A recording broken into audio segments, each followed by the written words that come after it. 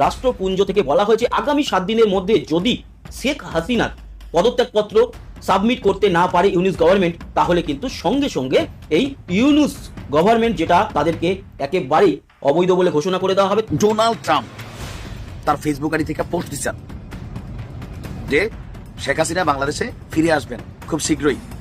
তিনি শেখ হাসিনাকে বাংলাদেশে ফিরিয়ে নিয়ে আসবেন। ঢাকার অভিজাত এলাকায় চলছে গোপন বৈঠক। স্তূপ করা ফাইল ঘেটে ঘেটে দেখা হচ্ছে কোথায় কি আছে। প্রতিটা পাতা থেকে খুঁজে খুঁজে বের করা হচ্ছে গোপন তথ্য। টার্গেট আগামী নির্বাচন। ছক কষছেন 14 জন ইনসাইডার। লক্ষ্য শেখ হাসিনাকে ফেরানো। এবার কি আমরা ডোনাল্ড ট্রাম্পের নিষেধাজ্ঞার কবলে পড়তে যাচ্ছি? ডোনাল্ড ট্রাম্প 43টা দেশের উপরে নিষেধাজ্ঞা জারি করতে যাচ্ছেন। জাতিসংঘ মহাসচিব অ্যান্টনিও গুতেরেসের সফর থেকে রোহিঙ্গা সমস্যার সমাধানে কি পেল বাংলাদেশ? শুধুই কি ডক্টর ইউনূসের আশার বাণী? আন্তর্জাতিক সহায়তা বাড়ার কোনো ইঙ্গিত এখনো? দর্শক, দেশ পড়বার দূরে কিংবা কাছে যারা এই মুহূর্তে দেখছেন, আশা করি সবাই ভালোই আছেন। এই মুহূর্তে পাওয়া খুবই গুরুত্বপূর্ণ একটি ভিডিও আপনারা দেখতে চলেছেন। টাইটেল, থাম্বনেল ও শিরোনাম দেখেই আপনারা বুঝতে পেরেছেন ভিডিওটি কত গুরুত্বপূর্ণ। দর্শক, দেশে খুবই চাঞ্চল্য ঘটনা ঘটতে চলেছে। এই বিষয়ে অবশ্যই আপনাদের খবর রাখা দরকার। যেহেতু আপনি ভিডিওটি ক্লিক করেছেন, সেহেতু আপনাকে ধন্যবাদ জানাই।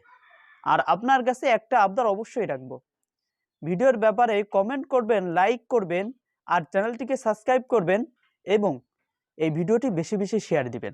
রাষ্ট্রপুঞ্জ থেকে বলা হয়েছে আগামী 7 দিনের মধ্যে যদি শেখ হাসিনার পদত্যাগপত্র সাবমিট করতে না পারে ইউনুস গভর্নমেন্ট, তাহলে কিন্তু সঙ্গে সঙ্গে এই ইউনুস গভর্নমেন্ট যেটা সবাই আমরা বলেই থাকি একটি ষড়যন্ত্র থেকে আসা অবৈধ সরকার, তাদেরকে একেবারেই অবৈধ বলে ঘোষণা করে দেওয়া হবে। আগামী 7 দিনের মধ্যে শেখ হাসিনার অ্যাজ এ প্রধানমন্ত্রী হিসাবে যে তিনি পদত্যাগপত্র দিয়েছিলেন সেটা রাষ্ট্রপুঞ্জে পাঠাতে হবে এবং পাঠালে তাকে দেখা হবে সেটা সঠিক কিনা এবং শেখ হাসিনার অরিজিনাল সই তাতে রয়েছে কিনা। যদি দেখা যায় যে হ্যাঁ সেটা একেবারে শেখ হাসিনার পদত্যাগপত্র জেনুইন, তবে এই ইউনুস গভর্নমেন্ট যেটা করবে বা আপাতত তাকে স্বীকৃতি দেওয়া হবে।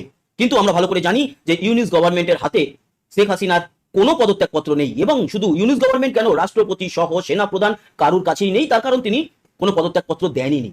তাহলে কি হবে আসছি সেই বিষয়ে। খেলাটা কিন্তু সেই সময় খেলে দিয়ে চলে গেছিলেন শেখ হাসিনা যে কোনো পদত্যাগপত্র তিনি দেননি।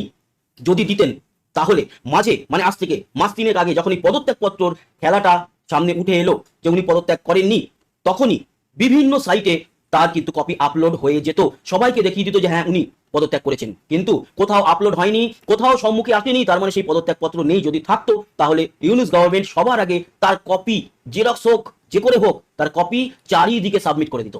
নেই, তার জন্যই কিন্তু তখন থেকেই ইউনুস গভর্নমেন্ট একটু একটু একটু একটু করে ব্যাক ফুটে যাওয়া শুরু করেছে। তারা আসল খেলাটা বুঝতেই পারেনি যে এই খেলাটা 5ই আগস্ট কিন্তু খেলে দিয়ে চলে গেছিল এবং সেই খেলার রেজাল্ট তখন জানা যায়নি, এখন সেই রেজাল্ট সামনে এসছে। কে কতগুলো জিতবে না জিতবে সেগুলো পরের ব্যাপার। এই মুহূর্তে বাংলাদেশের সব থেকে ক্ষমতাবান পার্সন হচ্ছে সেনাপ্রধান ওয়াকারুজ্জামান। জেনারেল ওয়াকারুজ্জামানই কিন্তু সমস্ত কিছু এখন আস্তে আস্তে করে গুটি সাজিয়ে করবেন। আচ্ছা, গতকাল ডোনাল্ড ট্রাম্প তার একটি টুইট আমরা দেখেছিলাম, তবে ব্যক্তিগত টুইটার বা এক্স হ্যান্ডেল থেকে নয়, সেখানে শেখ হাসিনা যে ফিরছেন বাংলাদেশে অ্যাজ এ প্রাইম মিনিস্টার সেরকম একটি পোস্ট হয়েছে। তাই নিয়ে অনেক জল্পনা এবং তার পিছনে কল্পনা অনেক কিছু হয়েছে, ওই ব্যাপারে যাচ্ছি না। ওটা অরিজিনাল নাকি ফেক অ্যাকাউন্ট, যদিও ভেরিফাইড অ্যাকাউন্ট অনেক কিছু দেখে বিচার বিশ্লেষণ করে করা হয়, তবুও ওটা নিয়ে অত আর জল ঘোলা করে লাভ নেই। তবে যেই বিষয়টা সামনে এসছে তাতে রাষ্ট্রপুঞ্জ থেকে বলা হয়েছে আগামী 7 দিনের মধ্যে যদি শেখ হাসিনার পদত্যাগপত্র সাবমিট করতে না পারে ইউনুস গভর্নমেন্ট, তাহলে কিন্তু সঙ্গে সঙ্গে এই ইউনুস গভর্নমেন্ট যেটা সবাই আমরা বলেই থাকি একটি ষড়যন্ত্র থেকে আসা অবৈধ সরকার, তাদেরকে একেবারেই অবৈধ বলে ঘোষণা করে দেওয়া হবে। তার কোনো দাম থাকবে না, ভ্যালু থাকবে না এবং সেনাপ্রধান আর রাষ্ট্রপতি তাদেরকে কিন্তু রাষ্ট্রপুঞ্জ দায়িত্ব নেওয়ার কথা বলবেন। এবং বাংলাদেশের সংবিধান অনুযায়ী যেহেতু সেখানে জিতে আসা একজন প্রধানমন্ত্রী তিনি পদত্যাগ করেননি, তাই সংবিধান বলছে যে বাংলাদেশের এই মুহূর্তেরও প্রধানমন্ত্রী শেখ হাসিনা। রাষ্ট্রপুঞ্জ কিন্তু প্রেসারাইজ করবে বাংলাদেশকে, ইউনুস গভর্নমেন্টকে আর করার কোনো প্রয়োজনই থাকবে না। সেনাপ্রধানকে এবং রাষ্ট্রপতিকে বলবে যে ইনি হচ্ছেন আপনাদের দেশের প্রধানমন্ত্রী, বৈধ, তাই ওনাকে ওনার জায়গা ফেরানোর দায়িত্ব আপনাদের। এটা বিরাট বড় একটা কিন্তু ঘটনা ঘটে গেছে। আগামী 7 দিনের মধ্যে কখনোই জমা দিতে পারবে না। আগামী 7 দিন কেন, 7 বছর 700 বছরের মধ্যে পারবে না। তার কারণ যেই জিনিসটা পৃথিবীতে নেই সেই জিনিসটা কোথা থেকে আনবে? মহাকাশ থেকে নিয়ে আসবে? প্লুটো, বৃহস্পতি গ্রহ, বুধ, নাকি সূর্য থেকে নিয়ে আসবে, নাকি চাঁদের মাটি থেকে নিয়ে আসবে? শেখ হাসিনার পদত্যাগপত্র নেই। ঢাকার অভিজাত এলাকায় চলছে গোপন বৈঠক। স্তূপ করা ফাইল ঘেটে ঘেটে দেখা হচ্ছে কোথায় কি আছে। প্রতিটা পাতা থেকে খুঁজে খুঁজে বের করা হচ্ছে গোপন তথ্য। টার্গেট আগামী নির্বাচন।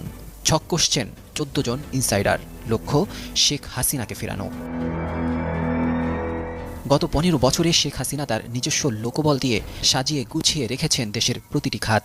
আয়া বুয়া থেকে শুরু করে উচ্চপদস্থ কর্মকর্তা সবাই যেন শেখ হাসিনার আস্থাভাজন লোকজন। এত সহজে এদের দমানো যাবে না, এটাই তো স্বাভাবিক। আর তাই তো শেখ হাসিনাও বর্ডারের ওপারে বসে গুনছেন দিনক্ষণ। এবার বেরিয়ে এসেছে আরও ভয়াবহ তথ্য। আগামী নির্বাচনেই যেন শেখ হাসিনাকে ফিরিয়ে আনা যায়, সেই লক্ষ্যে একযোগে কাজ করছেন 14 জন ইনসাইডার, যাদের মধ্যে কিছু লোক ইতিমধ্যে অন্তর্বর্তী সরকারেও অন্তর্ভুক্ত হয়েছেন এবং খুবই সাবধানতার সাথে চালছেন তাদের চাল, খুবই ধীরলয়ে। সম্প্রতি আল জাজিরার অনুসন্ধানী সাংবাদিক জুলকারনাইন সায়ের তার এক ফেসবুক পোস্টে লেখেন, অন্তর্বর্তীকালীন সরকারের কেন্দ্রস্থলে অবস্থিত কতিপয় উপদেষ্টা যারা অত্যন্ত দুরভিসন্ধিমূলক উদ্দেশ্য নিয়ে সরকারে প্রবেশ করেছে, তারা কিছুতেই সাধারণ নির্বাচনের মাধ্যমে দেশে একটি রাজনৈতিক সরকার যেন ক্ষমতায় আসতে না পারে সেই লক্ষ্যে কাজ করে চলছে। এই চক্র বাংলাদেশ সেনাবাহিনীর ভিতরও অস্থিরতা সৃষ্টির চেষ্টা করছে। এই অনুসন্ধানী সাংবাদিক দাবি করেন, সরকারের বাইরে থাকা এই চক্রের কয়েকজন অনুঘটকের নাম তিনি আগেও বেশ কয়েকবার উল্লেখ করেছেন। যদি অনতিবিলম্বে এদের বিষয়ে যথাযথ ব্যবস্থা গ্রহণ না করা হয়, তাহলে বাংলাদেশের সার্বভৌমত্ব হুমকির সম্মুখীন হবে বলেও শঙ্কা প্রকাশ করেন তিনি। এই চক্রের সদস্যরা প্রধান উপদেষ্টাকে নেতিবাচকভাবে প্রভাবিত করছেন। যথাসময়ে নির্বাচন অনুষ্ঠিত না হলে ডক্টর ইউনূসও সম্ভবত তার পদটি ত্যাগ করবেন, আর সেই সুযোগে তার পদটি বাগিয়ে নিতে সচেষ্ট রয়েছে ওই চক্র। সেই লক্ষ্যে তাদের পছন্দের একজনকে কিছুদিন আগে ক্যাবিনেটে নেওয়া হয়েছে বলে দাবি করেন এই অনুসন্ধানী সাংবাদিক। জুলকারনাইন সায়ের আরও লেখেন, উপদেষ্টা, সচিব, গুরুত্বপূর্ণ পদ, সামরিক বাহিনীর শীর্ষ কর্মকর্তা সব মিলিয়ে এদের মূল ইনসাইডারের সংখ্যা 9 জন, আর ভাইটাল আউটসাইড অ্যাক্টর আরও 5 জন। এছাড়াও আরও বেশ কয়েকজন রয়েছে এদের দলে। উপযুক্ত সময়ে তাদের নাম ও বিস্তারিত প্রকাশ করা হবে। সাধারণ জনগণ ও রাজনৈতিক দলগুলোর এদের বিষয়ে সোচ্চার ও রুখে দেওয়ার সময় ঘনিয়ে এসেছে বলেও উল্লেখ করেন তিনি। এবার কি আমরা ডোনাল্ড ট্রাম্পের নিষেধাজ্ঞার কবলে পড়তে যাচ্ছি? কদিন আগেই খবর হয়েছিল আমেরিকা থেকে দুটো দেশের উপরে নিষেধাজ্ঞা আসছে, ঘোষণা বাকি শুধু, সেটা হচ্ছে পাকিস্তান এবং আফগানিস্তান। পাকিস্তান এবং আফগানিস্তানের নাগরিকদের আমেরিকা সফরের উপরে নিষেধাজ্ঞা জারি করা হবে, তাদেরকে ভিসা দেওয়া হবে না, আমেরিকা সফর করতে দেওয়া হবে না। কদিন পরেই এবার বড় খবর আসলো, ডোনাল্ড ট্রাম্প 43টা দেশের উপরে নিষেধাজ্ঞা জারি করতে যাচ্ছেন। বার্তা সংস্থা রয়টার্স এবং নিউ ইয়র্ক টাইমস, আমেরিকার গণমাধ্যম নিউ ইয়র্ক টাইমস, এই দুটো গণমাধ্যম এই খবর দিচ্ছে। এই খবর যখন এই দুটো গণমাধ্যম দিচ্ছে, তখন ভয়ের ব্যাপার হচ্ছে সেই লিস্টে কি বাংলাদেশের নাম থাকছে? নিউ ইয়র্ক টাইমস এবং বার্তা সংস্থা রয়টার্স তারা দুই রকম তথ্য দিচ্ছে। নিউ ইয়র্ক টাইমস বলছে 43টি দেশের উপরে নিষেধাজ্ঞা আসছে, শুধুমাত্র ঘোষণা বাকি, সমস্ত কিছু তৈরি হয়ে গেছে। বার্তা সংস্থা রয়টার্স বলছে 43 না 41টা দেশের উপরে নিষেধাজ্ঞা আসছে। 41 হোক কিংবা 43 হোক, সংখ্যাটা খুব কাছাকাছি এবং দুইটি গণমাধ্যমের রিপোর্টের সিমিলারিটিও রয়েছে। সুতরাং ডোনাল্ড ট্রাম্প যে একটা বড় খেলা খেলতে যাচ্ছেন এটা স্পষ্ট। সেই খেলার মধ্যে কি বাংলাদেশ আছে? বাংলাদেশের নাম থাকছে? এর আগেই শোনা গিয়েছিল পাকিস্তান এবং আফগানিস্তানের নাম রয়েছে। পাকিস্তান এবং আফগানিস্তানের জনগণের জন্য আমেরিকা সফর নিষিদ্ধ করা হচ্ছে, তাদেরকে আমেরিকার ভিসা দেয়া হবে না।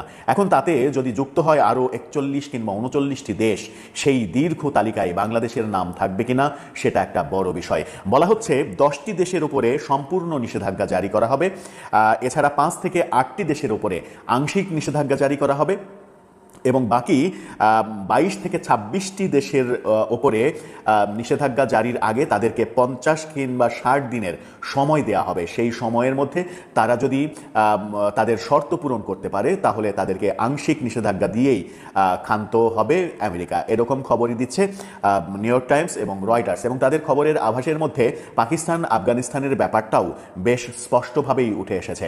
কিন্তু দেশগুলোর পরিপূর্ণ তালিকা দেওয়া হয়নি, সেখানেই ধোঁয়াশা এবং সেখানেই শঙ্কা বাংলাদেশের নাম থাকছে কিনা।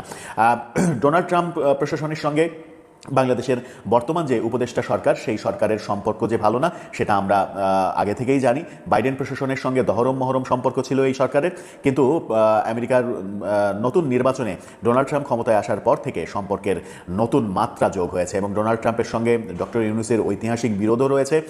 সেই বিরোধটাও আপনারা জানেন। হিলারি ক্লিন্টনের সঙ্গে ডোনাল্ড ট্রাম্প যখন প্রথমবার নির্বাচন করেন, সেই নির্বাচনে ডোনাল্ড ট্রাম্পের বিপক্ষে হিলারি ক্লিন্টনের নির্বাচনের ব্যয় বাবদ ডক্টর ইউনূস $500 মিলিয়ন দিয়েছিলেন বলেও খবর রয়েছে এবং সেই সময় থেকেই ডক্টর ইউনূসকে ডোনাল্ড ট্রাম্প টার্গেট করে রেখেছেন। সেই সূত্র ধরেই অনেকে বলার চেষ্টা করেন এই সরকার কখনোই ডোনাল্ড ট্রাম্প প্রশাসনের সঙ্গে ভালো সম্পর্ক তৈরি করতে পারবে না।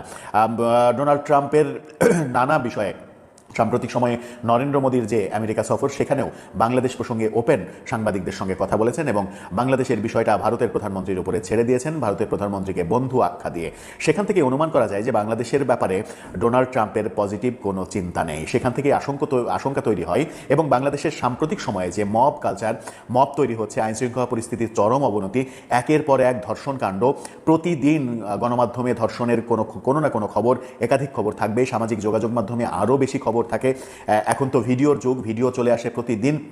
এরকম অবস্থায় বাংলাদেশের মানুষের নৈতিক স্খলন ঘটেছে এবং সেটা মব কালচার থেকেই তৈরি হয়েছে, এই অভিযোগও রয়েছে।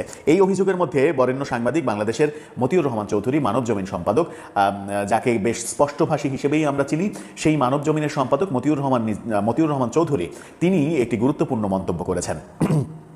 বাংলা নিউজ 24 বলছে, মতিউর রহমান চৌধুরী বলেছেন, আমরা জানি যেখানে ন্যায় বিচার সেখানেই জয়, কিন্তু দেশে ন্যায় বিচার প্রায় অনুপস্থিত। আগে ছিল টেলিফোন জাস্টিস, আর এখন কাবু করছে মব জাস্টিস। মিডিয়া এর বাইরে নয়। আমরা প্রতিনিয়ত এক ধরনের নিয়ন্ত্রণের মধ্যে দিয়ে যাচ্ছি। সেলফ সেন্সরশিপ ঘিরে ধরেছে, আটকে দিচ্ছে মিডিয়ার স্বাভাবিক গতি। তাই মিডিয়া নীরব, মাঝে মধ্যে সরব হওয়ার চেষ্টা, কখনো কখনো উদ্দেশ্য খুঁজে গতিরোধ করা হচ্ছে, অর্থাৎ মিডিয়ার টুটি চেপে ধরা হচ্ছে, মিডিয়ার কণ্ঠ রোধ করা হচ্ছে। সেটা মানব জমিন সম্পাদক মতিউর রহমান চৌধুরী স্পষ্টভাবে স্বীকার করেছেন। যদি কোনো দেশের মিডিয়ার মুখ বন্ধ করে রাখা হয়, যেটা আওয়ামী লীগ সরকারের সময় আওয়ামী লীগের উপরে অভিযোগ ছিল, এই সরকার এসে সেই অভিযোগ থেকে জাতি মুক্তি পাবে এরকমটা প্রত্যাশা ছিল, কিন্তু এই সরকারের আমলে আরও বেশি ঘটছে বলে অভিযোগ রয়েছে। মিডিয়াতে মব জাস্টিস হচ্ছে, বিভিন্ন মিডিয়াতে গিয়ে সমন্বয়করা ধমক দিয়ে আসছে, থ্রেট দিচ্ছে, তাদের জন্য অনেকের চাকরি যাচ্ছে এবং মিডিয়া এই নতুন ছাত্র সংগঠন এবং সমন্বয়কদের নিয়ে আপনারা দেখলেন। এই ভিডিওর ব্যাপারে আপনার নিজস্ব মতামত অবশ্যই জানিয়ে যাবেন এবং এই চ্যানেলটিকে সাবস্ক্রাইব করে রাখবেন। তো আজকের ভিডিও এই পর্যন্ত। ভালো থাকবেন, সুস্থ থাকবেন। আসসালামু আলাইকুম। দেখা হবে অন্য কোনো ভিডিওতে।